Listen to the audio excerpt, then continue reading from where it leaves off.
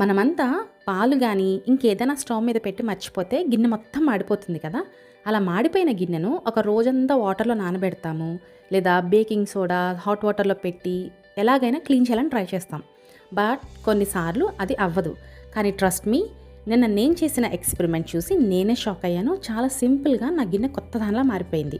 అదేంటంటే, మన ఇంట్లో అందరికీ రెగ్యులర్‌గా సింక్స్ క్లీన్ చేసుకోవడానికి సింక్ క్లీనింగ్ పౌడర్ యూజ్ చేస్తాం కదా! అది ఒక ప్యాకెట్ తీసుకొని మాడిపోయిన గిన్నెలో వేసి ఒక 15 మినిట్స్ నీళ్లు పోసి అలాగే వదిలేయాలి.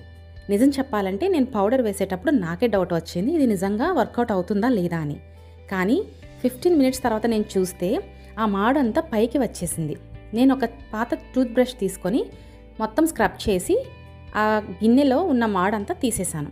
చూడండి ఇంత ఈజీగా వచ్చేసిందో.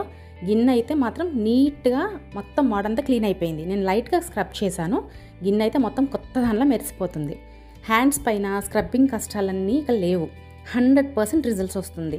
సో మీరే షాక్ అవుతారు. ఈ హ్యాక్ మీకు నచ్చితే ఒక్కసారి ట్రై చేయండి.